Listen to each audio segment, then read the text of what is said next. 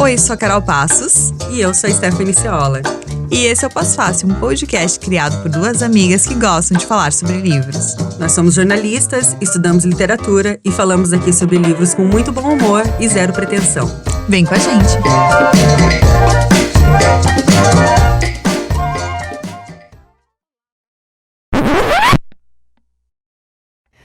Olá, pós-faceires! Antes de começar esse episódio, eu tenho um recado. A gente está montando um clube do livro presencial em Florianópolis. Então, se você mora aqui na cidade, acompanhe as nossas redes sociais, @posfacilpodcast, para saber mais sobre essa novidade. Um beijo e agora acompanhe o episódio. Olá, pós-faceiros, pós-faceiras e pós-faceires. Hoje temos a honra de receber aqui a escritora Giovanna Madalosso.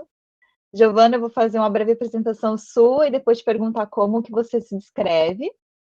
Bom, a Giovanna Madalosso nasceu em Curitiba, então hoje a gente está com os sotaques bem parecidos aqui no Pós Fácil.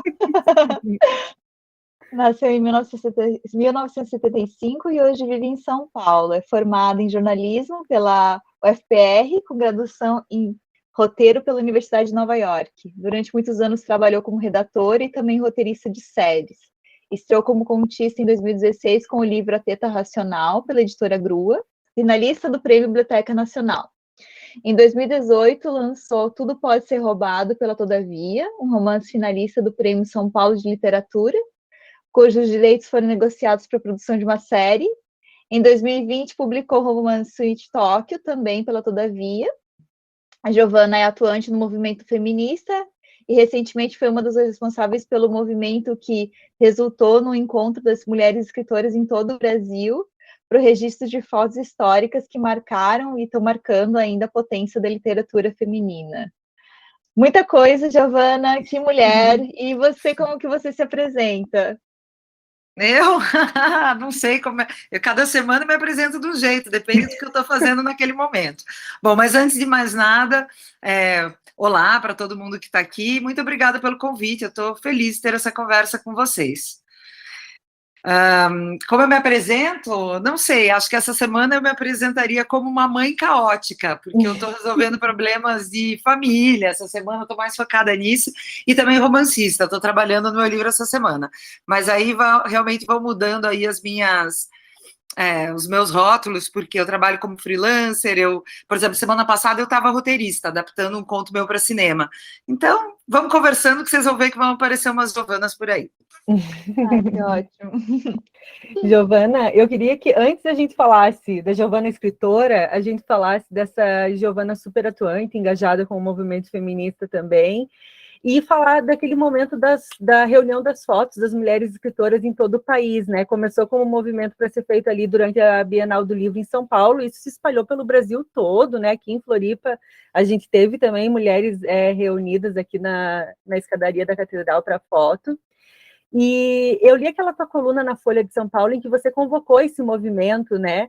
E ali você apresentou alguns dados e reflexões que mostram essa potência da presença feminina no meio editorial. Eu separei aqui um trechinho para a gente conversar sobre isso, em que você escreveu assim: estamos muito longe de onde queremos chegar, mas quem está no meio editorial sabe.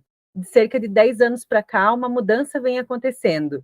Cresce o número de mulheres nos catálogos das editoras, cresce o número de mulheres nas feiras literárias e premiações, e não só para atender a uma demanda legítima de representatividade, mas porque o público quer isso, quer novas protagonistas e temáticas, quer a escrita feita com a beleza e a fúria de quem finalmente encontra voz e ouvidos para suas narrativas. Eu achei tão bonito quando eu li isso e me trouxe um certo otimismo, sabe? De que, assim, de fato há espaço e as pessoas querem ler essas histórias diferentes, né? Que, assim, às vezes fogem um pouco daquela narrativa tradicional. E também fiquei pensando no quanto esse movimento pode ter feito com que muitas mulheres batessem no peito e se afirmassem como escritoras, né? E aqui no Postais a gente conversa muito sobre isso e também sobre síndrome do impostor, o quanto é difícil para uma mulher se afirmar como eu sou boa no que eu faço, eu sou aquilo que eu faço. E eu imagino que para as mulheres escritoras isso também aconteça, né? Teve diálogo sobre isso? Isso foi uma pauta nesse movimento? Foi um objetivo também? Ó, vou contar várias coisas para vocês, porque eu adoro, é interessante porque eu estou falando disso e trabalhando com esse dia, né, que a gente chama de um grande dia, agora já tem quase 2 meses, eu não canso de me emocionar, enquanto você estava falando agora, eu me emocionei de novo, me toca muito tudo isso, e é a primeira vez que eu vou falar num podcast sobre isso, já escrevi a respeito, dei entrevista para veículos, né, de mídia impressa, mas vai ser muito legal agora falar. Bom, não foi nada planejado, essa ideia surgiu de uma maneira muito acidental, porque eu estava procurando uma referência para fazer uma foto de família aqui em Curitiba, voltei a morar em Curitiba, queria fotografar os Madalosos, são muitos os Madalosos, e aí um amigo meu, que é um diretor de cinema, me falou de uma foto que fizeram em 1958 no Harlem, que registrou a cena jazz do período. E quando eu olhei para essa foto, eu não vi a minha família, eu só olhei e vi escritoras mulheres. E agora, olhando para trás, eu acho que eu tive esse insight na hora, eu tive essa ideia, não foi à toa, porque há muitos anos esse assunto me toca demais. Primeiro porque eu fui uma escritora mulher desde pequena, eu queria ser escritora desde os 8 anos de idade, depois da minha vida adulta eu queria, porque queria isso, mas fui muito desincentivada.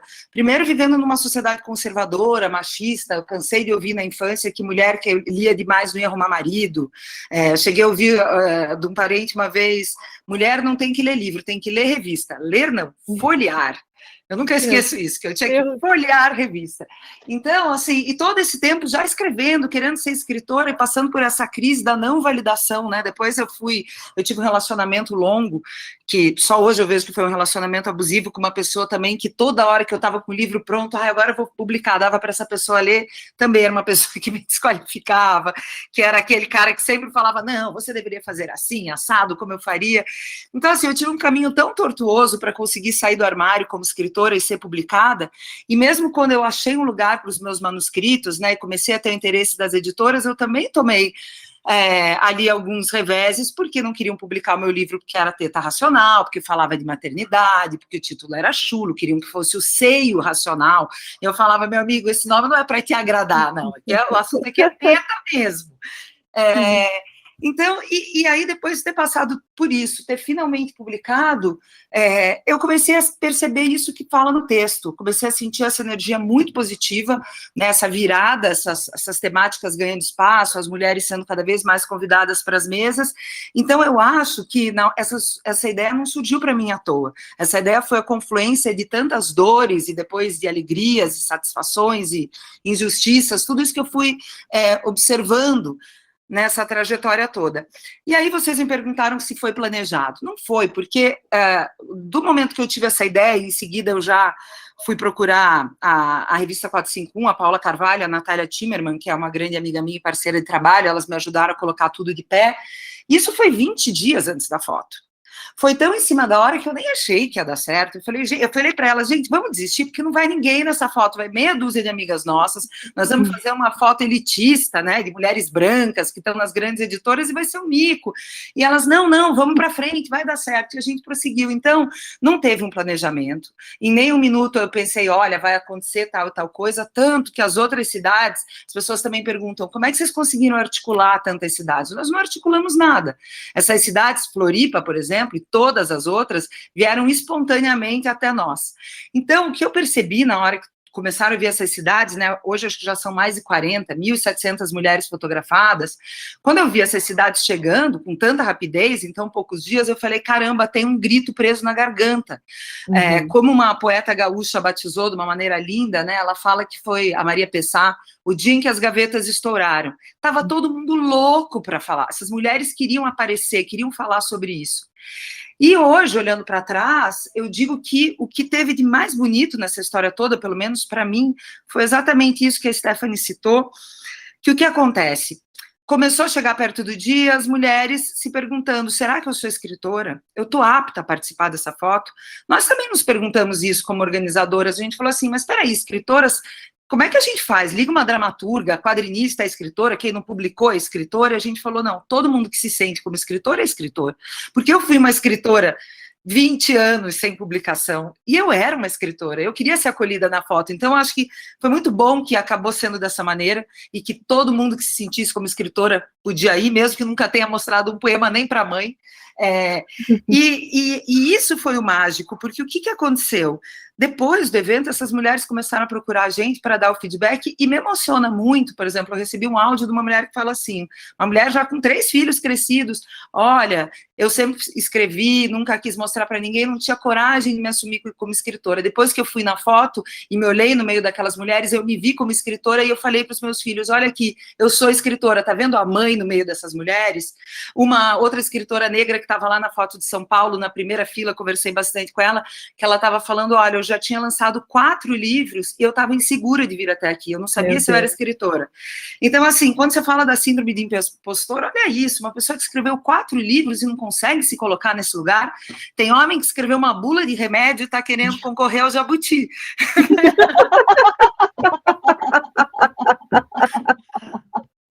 Então, é isso, assim, eu acho que a riqueza desse movimento tá nisso, né?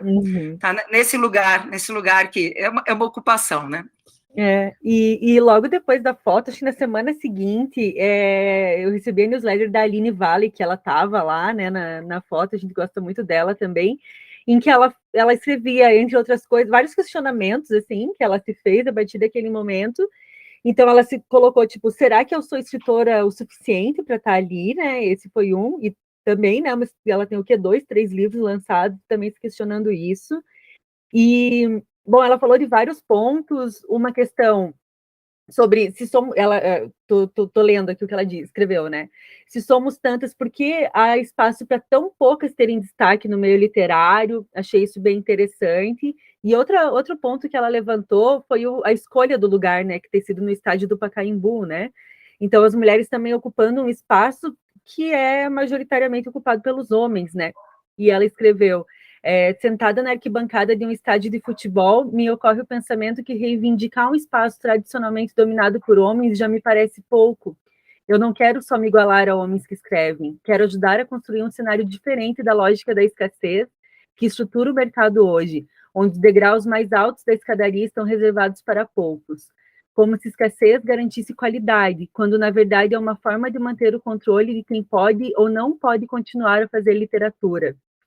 E, bom, a Aline muito bom, né? E é só excelente. Um exemplo de reflexão, assim, que eu vi sobre isso. Então, além desse movimento todo das gavetas se abrindo, também o espaço escolhido e como as mulheres passaram, as mulheres que escrevem, se assumir nesse ambiente, né? Queria que tu comentasse isso também, assim, como foi esse bastidor também. Claro, só antes que eu me esqueça, eu queria te pedir o favor de me mandar esse texto depois, porque eu não li ainda, e aproveito aqui para todo mundo que estiver ouvindo, eu estou agora, porque agora passou a correria, eu estou começando a juntar o material paralelo dessas datas, então quem tiver texto, crônica que foi escrita a respeito, foto ou vídeo que fez no local, que não sejam as fotos oficiais, me interessa, porque a gente pretende fazer uma exposição com tudo isso daqui a um tempo. Que legal. Mas, bom, voltando ao que ela coloca, eu acho que tem várias coisas aí que são interessantes de comentar desse pensamento muito rico dela, e uma coisa que eu tenho pensado muito é que a gente tem, inclusive, um critério estético daquilo que é um bom texto, que foi definido, né, por essa grande maioria de homens brancos que sempre tocaram academia. Então, acho que até isso, né, assim, esse texto é bom porque ele tem muito a ver com aquilo que é o cânone impôs uma certa estética, e eu acho que até essa estética imposta pelo cânone tem que ser questionada, porque às vezes aquilo que chega na editora e que eles acham que é estranho, né, da mesma maneira que eles questionaram lá se a palavra teta era adequada, às vezes é uma falta de olhar e é uma falta de ler mais mulheres e também muito fora do eixo, porque tem esse pensamento, mas não se produz tanta coisa boa, né, fora do eixo São Paulo, mas puxa, a gente tenta achar autoras negras e não tem tanta coisa boa. Tem coisa boa sim, isso é preguiça ou, às vezes, também falta de acesso a essas outras mulheres. Para mim foi uma surpresa saber que tem tantas escritoras no Brasil, porque por mais que eu achava que a gente estava sendo, vamos dizer, subregistrada, subnotificada, esse movimento Um Grande Dia também me surpreendeu no sentido de ver que numas cidadezinhas minúsculas, sabe? Por exemplo, Alter do Chão participou com uma foto. Quando é que eu ia imaginar que ia ter um grupo de escritoras em Alter do Chão e outras cidades menores ainda? A gente tem alguns lugares que eu não, infelizmente, agora nem lembro o nome de cabeça, deveria lembrar, mas eu tenho uma memória muito ruim, que a gente tem lá 5, 6 escritoras no coreto de uma cidade que eu até então não conhecia. Então, assim, tem mulheres escrevendo em todos os lugares. O que falta é vontade de encontrar essas mulheres e também uma difusão dessa informação. Por isso que a gente está agora se ocupando em registrar quem são as mulheres em cada foto para criar um banco de dados, porque os jornalistas vêm pedir. A gente quer saber, nós queremos escritoras indígenas, e a gente não tem essas informações. Então, a gente precisa trazer isso, né? Trazer isso para a mídia, trazer isso para as grandes editoras. E eu acho que, fazendo isso, daqui a uns anos, a gente pode ter uma mudança muito positiva, assim, um salto em termos de qualidade literária e multiplicidade de vozes. Algo que eu percebi bastante na pandemia, né? Eu participei de alguns clubes de leitura e também de cursos, né, sobre literatura, e a maioria sobre escritoras. Eu senti assim, a gente está em Floripa, né? Eu e a Stephanie, e foi muito interessante também participar desses cursos, porque antes eles eram presenciais, né? Então a gente começou o pós-fácil muito disso, assim, dessa movimentação, assim, na pandemia, a gente começou a ler muito e tal, e hoje, tanto chegamos ao seu livro, e chegamos ao livro de várias escritoras nesse movimento, assim, né, acho que esse papel também, né, da crítica também literária, feito pelas próprias mulheres, porque os cursos são feitos pelas mulheres, né, os clubes de leitura feitos por mulheres, isso também eu tenho percebido uma movimentação. Giovana, não sei se tu também percebe isso, assim, mas para mim agora, quando tu foi falando, foi me lembrando desse episódio, dessa movimentação mesmo desses clubes de leitura e, né, e trazendo mulheres para a cena, né? Eu acho que também quando a gente começou a surgir também tantos livros, né, alguns livros falando sobre maternidade, sobre abuso, sobre questões que as mulheres ou tinham medo de escrever a respeito, ou tinham medo que fosse desinteressante, né? Por exemplo, como eu ouvi lá no começo, quando meu manuscrito foi recusado, quem quer saber de histórias de maternidade? Eu escutei da editora, né? Hoje seria uma frase completamente fora da realidade, né? Os livros sobre maternidade vendem pra caramba. Então, eu acho que quando as mulheres veem outras mulheres falando sobre esses temas que eram tidos como desinteressantes, elas se encorajam a trazer suas temáticas. Ou, inclusive, a escrever coisas que não tem nada a ver com isso, que também é muito bom, né? Uhum. E também outra coisa que eu li uma entrevista bem breve sua na revista Gama, e tem uma das respostas que eu adorei, assim, que eu me identifiquei bastante, que era a pergunta assim, característica você mais detesta nos outros, e você falou apatia política, né? Eu também odeio, eu acho que... Você acha que a gente chegou no Brasil agora, nesse momento que a gente está por apatia política? E qual é o papel das escritoras nesse momento também, né? Trazendo o nosso papel como pessoas ativas, né, nesse movimento. Nossa, acho que o papel das escritoras é enorme. Pena que a gente tem tão pouco tempo para tudo, às vezes eu fico meio desesperada com isso. Eu acho que a apatia política reafirmo, realmente, eu dei essa entrevista faz um tempo, e hoje eu triplico, assim, as fichas que eu ponho nessa resposta, cada vez achando que seja a característica mais triste e enfim, repulsiva que alguém pode ter, porque a cada dia a gente precisa mais, né, dessa não apatia política, desse engajamento. Eu acho, assim, só andar na rua no Brasil e ver as pessoas passando fome já faz com que essa indiferença seja uma coisa muito chocante, e a gente ainda tem a questão do clima, que me toca muito e me assusta que a gente não esteja se mexendo, considerando que em 10 anos a gente tem que cortar pela metade as emissões, em 20 anos a gente tem praticamente que zerar, né? Tá tendo um monte de incêndio em vários lugares, enchente, esse ano mesmo está sendo um ano catastrófico e a gente sequer fala a respeito. Por outro lado, fica muito complicado também, né? Olha a pressão que a gente sente. Eu passei por esse momento como escritora pensando assim, caramba, como é que eu vou falar sobre ficção agora? Como é que eu vou escrever sobre casamento? Como é que eu vou escrever sobre outras questões? Eu preciso escrever sobre essas questões que estão devassando o nosso mundo, eu preciso escrever sobre política. Então, também gera uma cobrança muito complicada.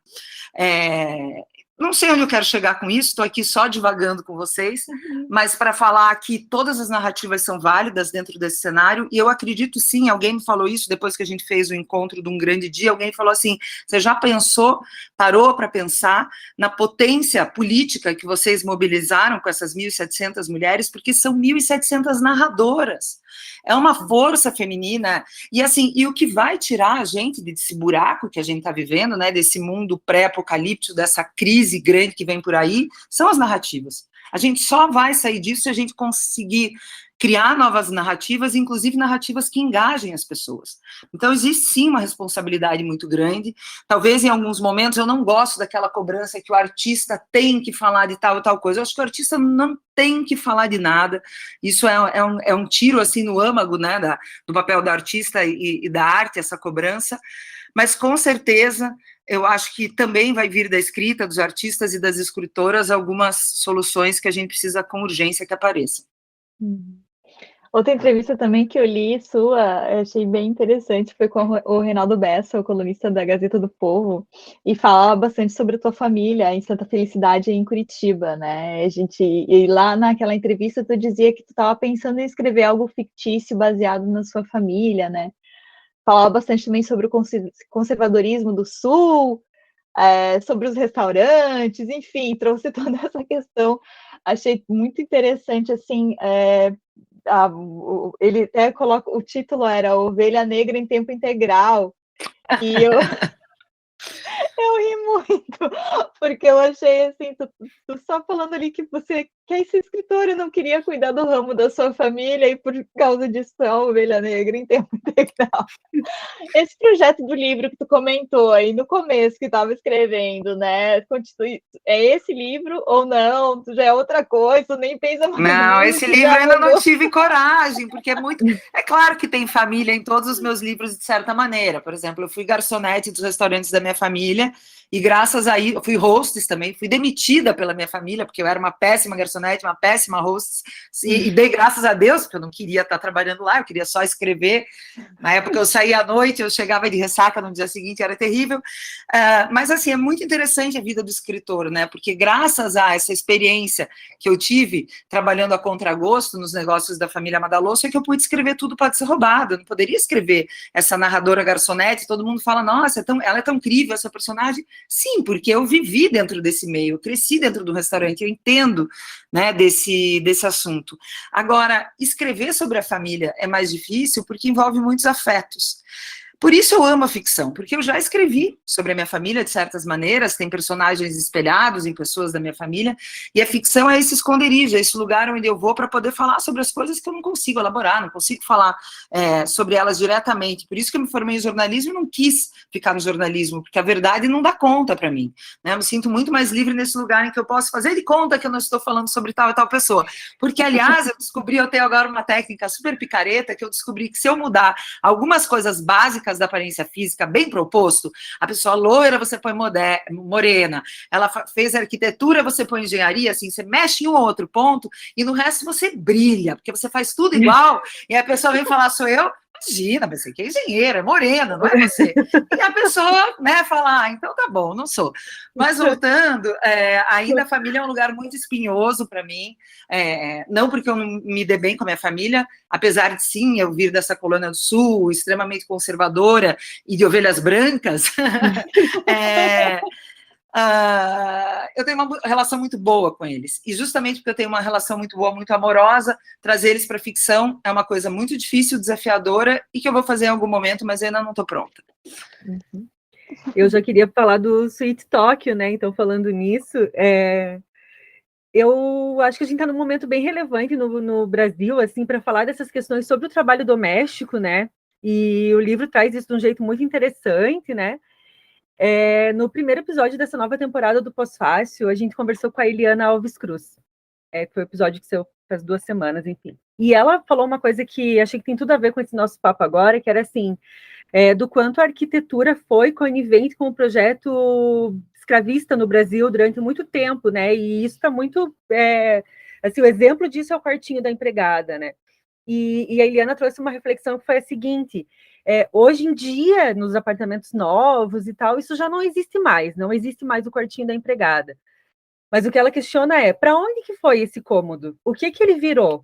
Porque o fato do Brasil ser esse país racista, né, com esse histórico escravocrata, isso continua existindo. E no teu livro, o quartinho da empregada virou a Suíte Tóquio, né? Assim, que a própria protagonista se refere a ele dessa maneira, né? Então, esse é um ponto que eu queria que tu comentasse. E o outro é que aquela família ali, a Fernanda e o Cacá, eles não são estereotipados, assim, né? Então, não é aquela família não é uma caricatura, assim, de uma família conservadora, ou, enfim, né, escravocrata e tal. Eu li eles, eu fiquei pensando que eu podia tranquilamente conhecer esse casal. Eles podiam fazer parte do meu núcleo de amigos, assim. O Kaká todo coroa místico, né? Fernanda ali, workaholic e tal. E mesmo assim, essa questão de classe está muito marcada, né? Eu vi isso muito como a essência desse teu livro. Então, eu queria que você comentasse esses 2 pontos, assim, né? O quartinho da empregada e quem é esse casal, né? Foi muito legal você falar, né, sobre o sumiço do quartinho da empregada. Primeiro, eu acho que o quartinho sumiu em alguns lugares, eu até falar de onde ele não sumiu também depois, e eu nunca tinha pensado nisso, mas talvez o novo quartinho de empregada seja a precarização das leis trabalhistas no Brasil, porque não adianta eu eliminar o quartinho da empregada e ficar pagando muito pouco para essa empregada, fazendo com que ela trabalhe e não pagando hora extra, ou tentando driblar e não garantir, né, esses direitos que toda hora são ameaçados e que, inclusive, o Bolsonaro tentou tirar com aquela PEC. E, bom, depois eu não sei como é que essas tentativas de sequestro de direitos seguem sendo feitas. Mas, enfim, a precarização do trabalho equivale, né? Faz com que essa pessoa siga vivendo dentro de um regime que é quase escravocrata, ou em alguns momentos ainda escravocrata, né? A gente teve a situação ali da Casa de Higienópolis, que ficou tão famosa, né, do podcast, e ela toca tanto, e acho que ela reverberou tanto no Brasil, não só porque a situação é absurda, e ali ela chega realmente num nível, assim, né, surreal, e torna ela dramaticamente tão interessante a ponto de fazer as pessoas ficarem lá na frente da casa, tirando foto o dia todo, mas isso reverbera na gente, porque isso reverbera numa realidade que nós assistimos e conhecemos. Não acho que esse podcast reverberaria tanto num país nórdico, que não tem nenhuma conexão com essa memória. E assim, e aproveitando para falar um pouco dos países nórdicos e de como isso muda de país para país, o meu livro, por exemplo, foi vendido para alguns países, e num país nórdico, por exemplo, ele foi recusado, estava caminhando assim lá, vai ser aprovado ou não, e acabaram recusando porque falaram, é muito desconectado da nossa realidade. É um grau de absurdo muito grande, que não se relaciona, que não tem tanto apelo. Vejam como isso é curioso, né? E por outro lado, esse livro que foi muito bem recebido em Portugal, Portugal é um país que importou o quartinho de empregada, porque esses apartamentos de luxo que estão sendo construídos em Portugal agora, nesse boom imobiliário que está tendo em Portugal de uns anos para cá, muitos deles têm quarto de empregada, que foi uma coisa que os portugueses nunca tiveram. Ou seja, os brasileiros ricos levaram isso para lá. Então, assim, como é difícil eliminar isso, né? Como é triste. E eu acho que a minha escolha nesse livro, por fazer essa família quase normal, vamos dizer, de classe alta, num sentido que as mulheres, em algum momento, se identificam com a Fernanda e com o Kaká, ou com as crises dela e tudo, era justamente para aproximar, para mostrar que isso não é uma coisa de uma megera, de novela, ou da mulher da casa abandonada, que é realmente uma pessoa com perturbações mentais.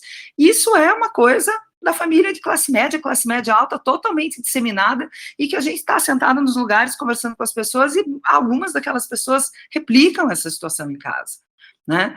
E eu acho que inclusive eu falo também isso, que eu não teria escrito esse livro, é claro que eu não tenho uma sweet talk, óbvio, mas que eu também não teria escrito esse livro se eu não tivesse tido a ajuda de uma babá. Então, no final, esse livro é um livro para falar mal dessa questão de classe, para falar mal da exploração, para falar mal dessa situação quase análoga, né, escravidão que a gente vive no Brasil, definitivamente é. Eu não escolhi esse nome à toa. Esse livro era para ter um outro nome, foram discutidos outros nomes antes, e ali naquele momento da gente falar, não, então com qual nome a gente vai, foi uma escolha consciente que eu dei, ser Sweet Talk. O que eu costumo até falar é assim, o nome de um livro é uma escolha, porque um livro fala sempre sobre vários assuntos, né? Em literatura, a gente pega um bom livro e a gente vê que ele aborda várias coisas. Esse é o livro legal, né? O livro que tem várias camadas. Quando você escolhe o título de um livro, você está pegando o olho do leitor e levando para um certo lugar daquele livro. E essa foi uma escolha muito consciente que eu não tinha desde o começo. Eu pensei em chamar esse livro de maternidade ou placenta, porque eu achei que eu queria... esse livro é um livro que fala sobre, né, sobre a relação mãe e filha e tal, mas na hora que eu estava lançando foi uma época ali de ascensão do bolsonarismo, e eu pensei, não, acho que a gente precisa falar mesmo de questões sociais aqui. É para isso que eu quero que as pessoas olhem. E agora até eu perdi o rabicho do assunto. E aí para amarrar com o que eu estava falando antes, demonizar esse casal, distanciar esse casal, faria com que a gente achasse que esse é um problema isolado quando ele não é, né? Ele está muito infiltrado dentro de nós. E ainda por fim, né, que o que eu estava falando é que é um livro que, depois de condenar toda essa questão de exploração e de classe, é um livro que também eu acho que convida a olhar para a questão da mulher num sentido que, para mim, o grande inimigo não é a Fernanda. O grande inimigo é o Estado. É o Estado que não dá a creche, é o Estado que não dá uma situação de trabalho que faz com que a Fernanda trabalhe 24 horas por dia. É esse tipo de acolhimento do Estado com a mulher que eu diria que é a maior crítica, o maior inimigo para mim dentro no livro, enfim, tudo da maneira como eu me coloco. Até, assim, falando sobre maternidade, né, as questões que tu levanta no livro, né, são duas mulheres, são duas visões, bem interessante também a tua opção por escolher, né, a forma como é contado, né, as duas visões, até você entender ali o que está acontecendo. Acho bem interessante o seu livro desse aspecto também. Mas tem duas visões de maternidade ali, né, bem distintas, né, e a Maju, ela é bem reflexiva também, né, em todo momento do que ela está fazendo ali, mas também movimentada por questões também, né, desse sentimento também que ela tem ali pela Cora, né. Queria que tu falasse também, comentou que tu fez a mudança ali por causa do título, né, por causa do bolsonarista, mas também tu acabou mudando alguma coisa do enredo por causa disso? Colocou alguma coisa sobre maternidade diferenciada, alguma coisa que não? Não, eu nem gosto muito de mexer no livro quando ele está pronto. E até hoje, pelo menos, eu tive a sorte de não ter que mexer muito, porque o editor pode chegar e falar assim, olha, vamos ter que reestruturar tudo, tira aí 100 páginas. Nunca precisei fazer isso me botaria louca, provavelmente eu desistiria do livro. Então, não, foi só mesmo essa questão de ajustar o foco do leitor para uma questão específica, mas o conteúdo, ele está lá da mesma maneira. Uhum. E também uma outra coisa que a gente já fez um episódio falando sobre o Sweet Talk com uma outra amiga nossa, a gente até brincou que seria sobre as escritoras que a gente convidaria para uma festa, né? E a Karine, era você, a Natália, e não me lembro, acho que a Aline, mais alguém. A Mariana Salomão Carrara. Ai, olha, eu tô doida para convidar a Mari Carrara para uma festa, porque eu conheci ela na Feira de Tu e ela é maravilhosa. A gente pirou, porque a gente ia falar de livros e a gente começou a dizer o quanto deve ser divertido uma festa com vocês, e aí o episódio virou isso. É porque a Karine tinha assistido uma participação sua, se não me engano, numa entrevista da Folha, alguma coisa assim. E ela comentou também sobre o fato de as pessoas automaticamente acharem que a Maju é negra, né? E tu comenta isso nessa entrevista. Queria que tu falasse sobre isso também, né? Das pessoas. Isso para mim foi uma grande surpresa, porque a Maju nunca foi negra na minha cabeça. Por que a Maju nunca foi negra? Porque eu não queria colocar de novo a negra no lugar do quarto de empregada, da Sweet Talk. Então, isso é uma coisa que eu tento fazer em geral, que é assim, por exemplo, o Kaká, tentei não fazer aquele cara padrão, que é o cara, né, o provedor, Fernanda, poderia se apaixonar por um homem. Não, vamos tentar não fazer ela se apaixonar por um homem, ela se apaixonar por uma mulher, e por uma mulher também fora do padrão, num certo sentido de ser uma pessoa que não está dentro do esquema quadrado do casamento monogâmico. E no caso da Maju, puxa, eu vou falar dessa empregada negra, pensei, não, ela não precisa ser negra, até porque já tinha tanta coisa que eu queria questionar, né, que eu queria falar sobre maternidade, sobre casamento monogâmico, não monogâmico, nessa crise, sobre trabalho, também outras questões do capitalismo ali que eu acho que aparecem na Fernanda, e questões de classe, que eu falei, nossa, eu acho que raça, eu não vou dar conta de fazer de um jeito legal aqui. E eu também tenho, às vezes, uma insegurança mesmo, que eu vou abrir para vocês aqui, que é uma coisa pessoal, de não estar qualificada para falar da questão racial. Porque não é meu lugar de fala mesmo, e de novo, eu acho que um artista pode sim ousar e falar sobre aquilo que ele quiser, e eu posso ter uma narradora negra, tudo bem, eu posso, mas eu não me sinto pronta para falar disso.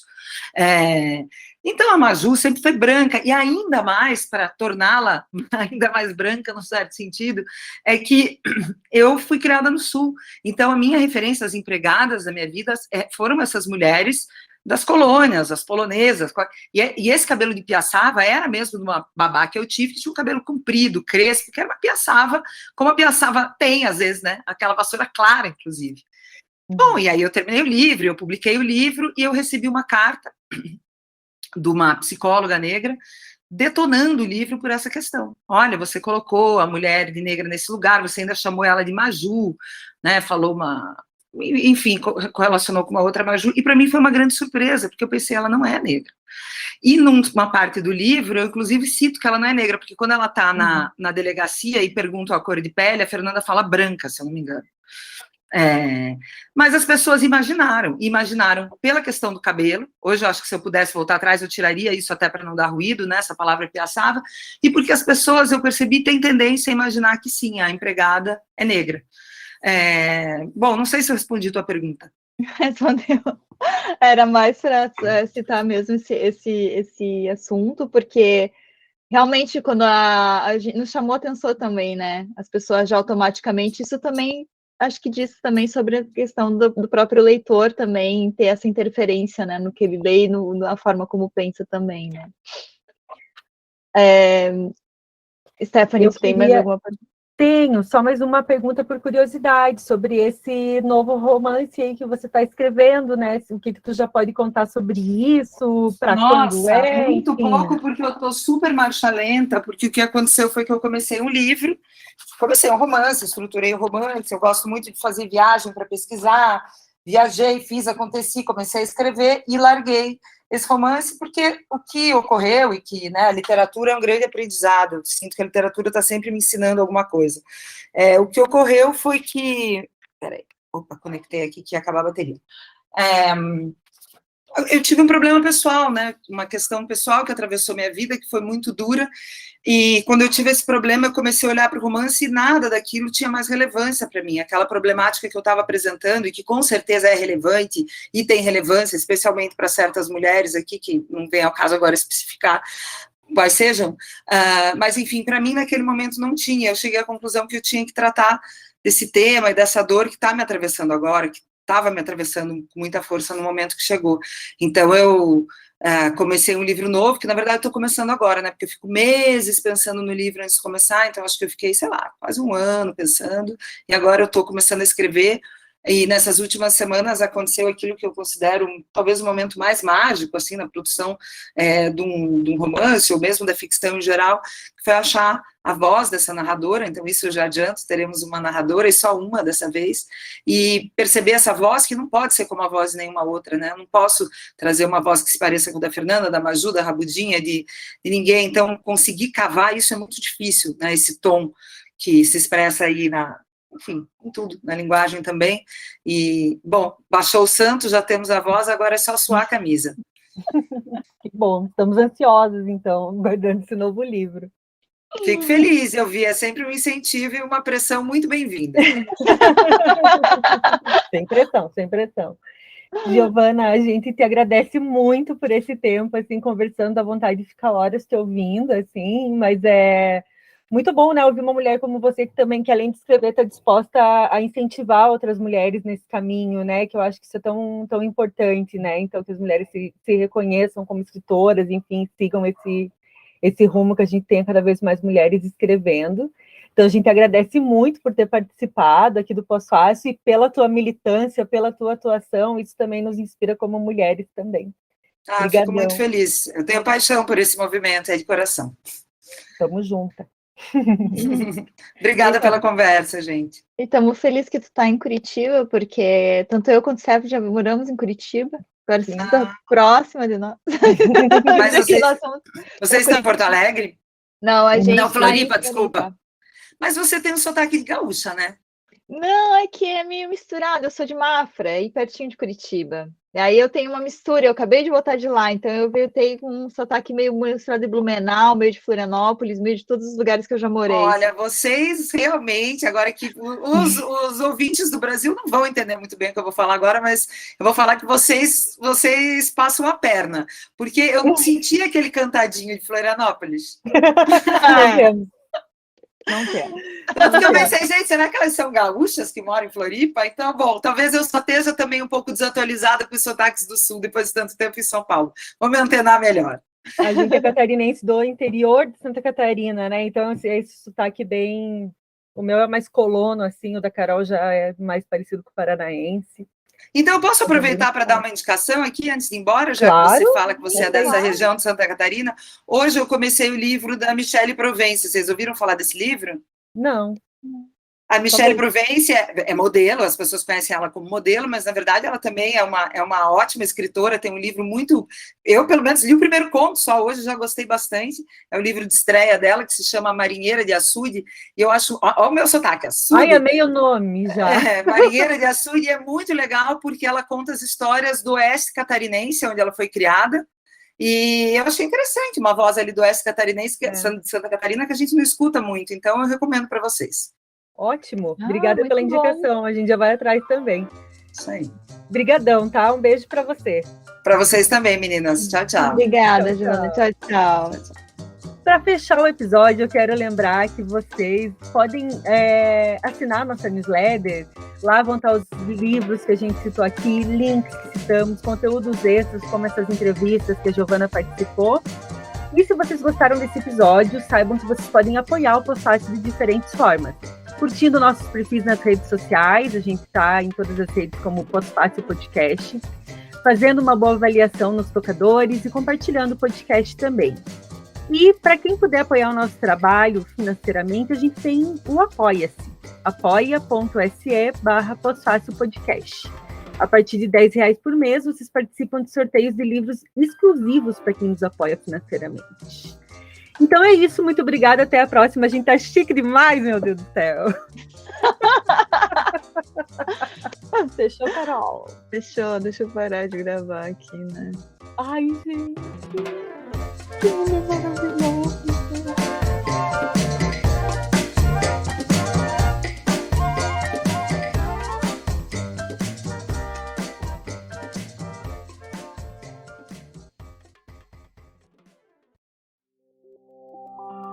O militante está cansado, mas precisa reagir. É ano eleitoral. Com ou sem cropped, precisamos falar sobre política e voto responsável. Mas espera aí, falar e fazer política não é só para o militante ou para o político. E vai muito além de termos difíceis de entender. Quem é melhor que quem ou partidos políticos. Falar de política é falar sobre nossas ações no dia a dia, em casa, nas ruas e na internet também. E para você, Sandra, o que é falar e fazer política? Como mulher trans que preside uma organização civil sem fins lucrativos, que é o Grupo Sabá, e também como uma das fundadoras do movimento LGBTQIA+, política é um desafio constante todos os dias, principalmente quando a gente trabalha com um público vulnerável e socialmente excluído. Empoderar essa população é de muitíssima importância, para que essas pessoas se sintam apropriadas dos seus direitos, também dos seus deveres e também sejam principalmente protagonistas da sua própria história. Nós sabemos que vivemos numa sociedade patriarcal e que nossos desafios são inúmeros, né? De coisas tão básicas como a corzinha, que não define a sexualidade de ninguém e nem a delicadeza de ninguém ou a grandeza de ninguém. Como também coisas como fazeres domésticos. Então, fazer política é a gente reconstruir algumas práticas que, de alguma maneira, contribuem para a exclusão de grupos, especialmente grupos vulneráveis e marginalizados como a população LGBTQIA+. Saiba mais em @meu-seu-nosso-voto e vamos ser vozes ativas na transformação que desejamos para a nossa comunidade e o nosso país. Bora dialogar?